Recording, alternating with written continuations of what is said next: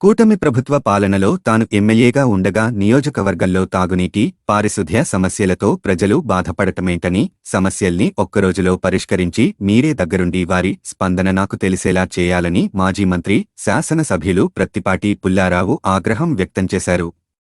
స్వచ్ఛాంధ్ర స్వచ్ఛ దివస్ కార్యక్రమంలో భాగంగా పట్టణంలో జరిగిన కార్యక్రమంలో పాల్గొన్న ఆయన ప్రజలతో కలిసి శుభ్రత స్వచ్ఛత ఆవశ్యకత ర్యాలీలో పాల్గొన్నారు.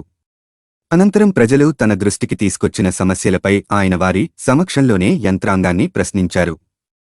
తాగునీటి, పరిశుధ్య సమస్యల్ని కూడా పరిష్కరించకపోతే ఎలాగని, క్షేత్రస్థాయిలో పర్యటించి ఏం జరుగుతుందో తెలుసుకోవాలని, నిర్లక్ష్యంగా వ్యవహరించే సిబ్బందిపై కఠిన చర్యలు తీసుకోవాలని మున్సిపల్ కమిషనర్ను ప్రత్తిపాటి ఆదేశించారు.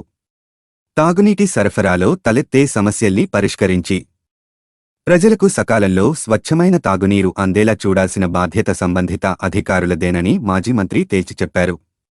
మరోసారి ప్రజల నుంచి ఫిర్యాదులు వస్తే సహించేదీ లేదని, ఇదే అందరికీ చివరి హెచ్చరికని స్పష్టం చేశారు. తాగునీటి పైపులైన్ల ఏర్పాటు, మరమ్మతు పనులు చేస్తున్న కాంట్రాక్టర్ సిబ్బందితో నేరుగా మాట్లాడి వారి పనితీరు మెరుగయ్యేలా చూడాలని మున్సిపల్ కమిషనర్కు ప్రత్తిపాటి సూచించారు. కాంట్రాక్ట్ సంస్థ పనిచేయడం లేదనో, మరో కారణమో చెప్పడానికి వీల్లేదని, ఒకరిపై ఒకరు చెప్పుకుంటూ ప్రజల్ని ఇబ్బంది పెడుతుంటే చూస్తూ ఊరుకోబోమని ప్రత్తిపాటి తేల్చి చెప్పారు. తాగునీటి పైపులైన్ల కాంట్రాక్ట్ తీసుకున్న సంస్థ, వారి సిబ్బంది కూడా నిర్లక్ష్యంగా పనిచేస్తామంటే చూస్తూ ఊరుకోమని మాజీ మంత్రి హెచ్చరించారు. గత ప్రభుత్వం చేసిన విధ్వంసాన్ని సరిచేయడానికి ముఖ్యమంత్రి తన వయస్సుకి మించి పడుతున్న కష్టాన్ని తేలిగ్గా తీసుకుంటే సహించేది లేదని ప్రత్తిపాటి మున్సిపల్ అధికారుల్ని, కాంట్రాక్ట్ సిబ్బందిని తీవ్రస్వరంతో హెచ్చరించారు. ఎలక్ట్రానిక్ వ్యర్థాల వల్ల పర్యావరణానికి, ముఖ్యంగా భూమికి జరిగే హాని గురించి యువత తెలుసుకోవాలని, వ్యర్థాలతో జీవజాలానికి ఊహించలేని నష్టం కలుగుతుందని ప్రత్తిపాటి తెలిపారు. స్వచ్ఛాంధ్రలో భాగంగా పట్టణంలోని మున్సిపల్ కార్యాలయం నుంచి N.R.T కూడలి వరకు జరిగిన ర్యాలీ అనంతరం ఆయన ప్రజల్ని ఉద్దేశించి మాట్లాడారు. పరిశుధ్యం విషయంలో ప్రజలు కూడా బాధ్యతగా వ్యవహరించాలని, ప్రభుత్వం తీసుకునే చర్యలు, పెట్టే ఖర్చుకు తగ్గ ఫలితం రావాలంటే ప్రజల భాగస్వామ్యం తప్పనిసరి అని ప్రత్తిపాటి తెలిపారు.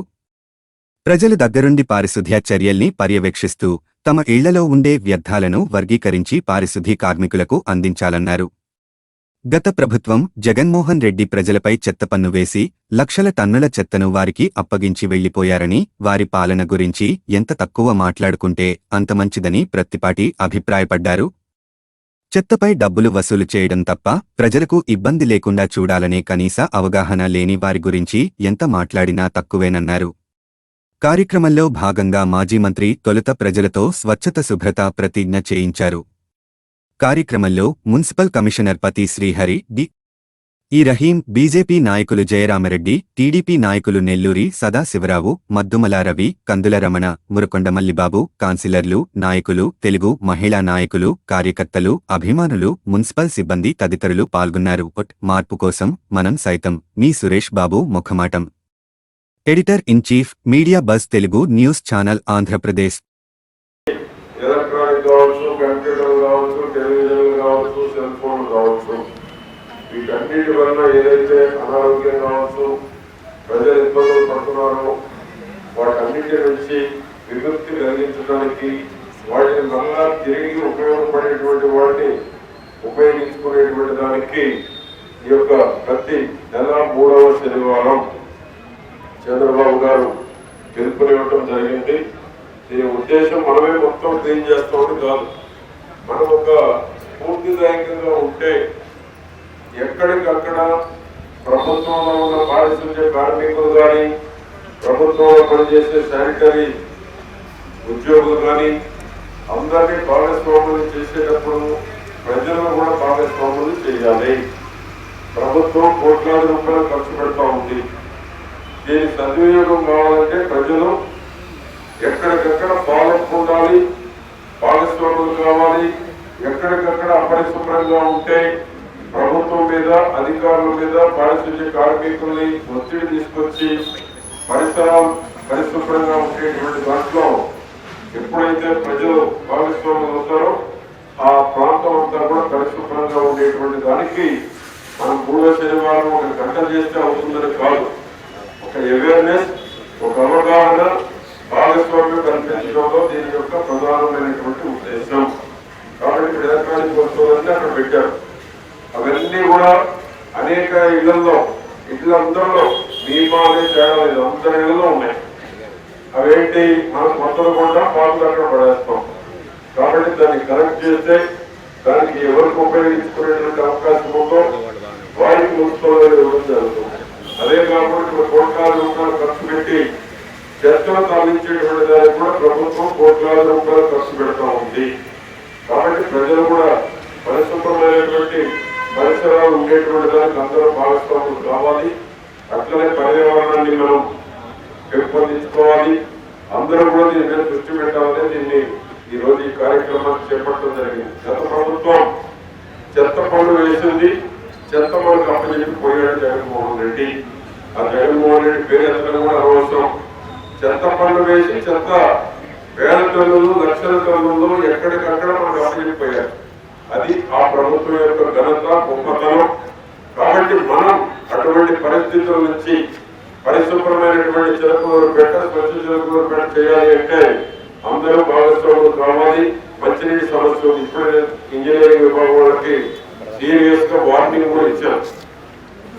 పని చేయని ఆఫీసర్లు బదిలీ చేయడం కాదు, సస్పెండ్ చేసి పనిష్మెంట్ కూడా ఇప్పిస్తాం. పట్టణంలో మంచినీటి సమస్య రావడానికి వీలు లేదు. మెగా పేరు చెప్పు, మరొకరి పేరు చెప్పు, పట్టణంలో మంచినీటికి అసౌకర్యం ఉంటే నేను చేసిన కష్టం చంద్రబాబు నాయుడు గారి కష్టానికి వీళ్ళు నీళ్లు తెలిసిన అవుతారు.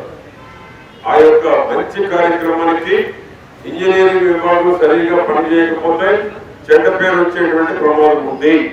ఎంతో కష్టపడి చెరువుకు నీళ్లు తెప్పించాం. పట్టణంలో 4 రోజుల నుంచి అసౌకర్యం ఉంది. ఇంజనీరింగ్ వాళ్ళు అడిగితే మెగావాళ్ళ మీద చెప్తున్నారు. మెగావాళ్ళ మీద చెప్తే తప్పకుండా కుదరదు. మెగావాళ్ళు ఎవరు? ప్రజల అసౌకర్యం గురి చేయడానికి మెగాకి ఎక్కడో అధికారం.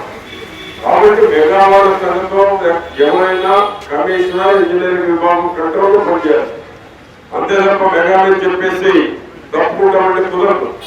ప్రజల అసౌకర్యానికి గురి కాకూడదు. ఎప్పుడూ బయటికి రాని మహిళలు బయటకు వచ్చి మా మంచినీళ్ళ ప్రాంతంలో వస్తున్నారు. ఈ పరిస్థితి సాయంత్రం లోపల సెపరేట్ కావాలి. కమిషనర్ గారు ఎందుకు చెప్తున్నానంటే నాకు ఆవేదన అర్థమవుతాం. రైట్, నేను సీరియస్ గా చెప్తున్నా. సాయంత్రానికి సెపరేట్ చేయకపోతే చాలా సీరియస్ యాక్షన్ తీసుకోవాల్సి ఉంటుంది. మంచినీటి సమస్య సాయంత్రానికి ఇంజనీరింగ్ విభాగం మీలో ఏమైనా మీలో మీకు చిన్న చిన్న మిస్అండర్స్టాండింగ్స్ ఉన్నా ఎందుకు బహిరంగంగా చెప్పాల్సి వస్తుందంటే సాయంత్రానికి రెక్టిఫై కావాల్సిందే. దీనికి నో ఎగ్జెప్షన్. నేను మీరు బదిలీ అనుకుంటాను, లేకపోతే సస్పెండ్ చేసి వదిలిపెడతారు అనుకుంటారేమో. పబ్లిక్ చేత పనిష్మెంట్ ఇప్పిస్తారు. చంద్రబాబు గారి కష్టం ఎంత చేస్తున్నాడు? 75 ఏళ్ల వయసులో కంటే రెస్ట్ లేకుండా పనిచేస్తూ ఉంటే మీరు అలసత్వం వహిస్తే ఎట్లా నేను మాట్లాడుతూ ఉన్నాను. మీరు అలసత్వం వహించడానికి వీల్లేదు. గత ప్రభుత్వం యొక్క పాపాలు కడుక్కోవడానికి సరిపోయింది. ఇప్పటికే 10 నెలలు.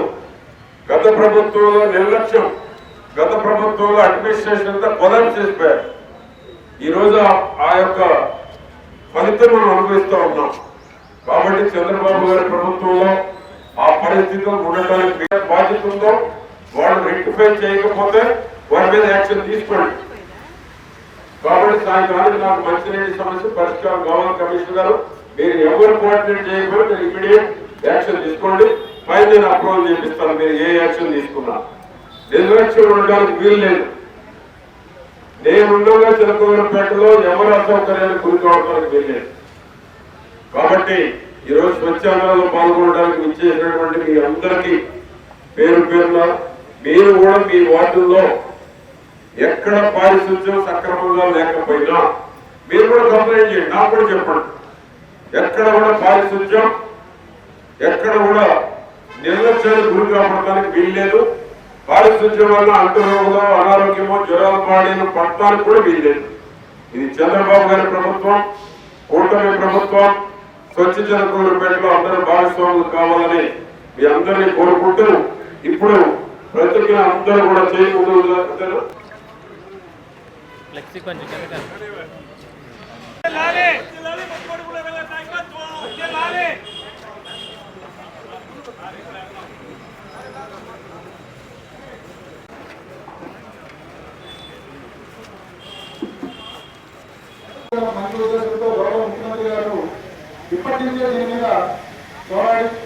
మనకి సోర్లు ఉంటాయి. వాటిని దృష్టిలో పెట్టుకొని పిల్లలకి ఇబ్బంది లేకుండా మనం నేను నా పరిశుభ్రత కొరకు ప్రతిరోజు కొంత సమయం కేటాయి ఆంధ్రప్రదేశ్ సాధించే సంకల్పానికి కట్టుబడి ఉంటామని ఈరోజు పరిశుభ్రత గురించి నేను వేసిన ఈ ముందడుగు ఆంధ్రప్రదేశ్ రాష్ట్రాన్ని శుభ్రపరచడంలో రాష్ట్ర ప్రభుత్వం కూటమి ప్రభుత్వం చేయగలిగినటువంటి ప్రతి నెల 3 వాళ్ళు ఉన్నారు. స్వచ్ఛాంధ్ర గౌరవనీయులు మాన్యశ్రీ మనందరి దేశ నాయకులు మాన్యశ్రీ పట్టుకోవాలి కుమారావు గారు, అలాగే నమస్కారం గారు,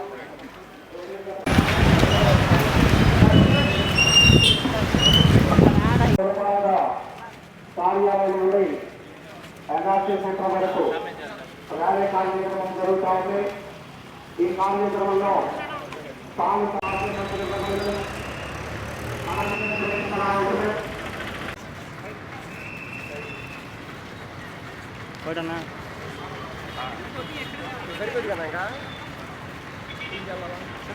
పాల్గొన్నారు. మార్పు కోసం మనం సైతం మీ సురేష్ బాబు ముఖమాటం. Editor in chief, media buzz Telugu news channel, Andhra Pradesh.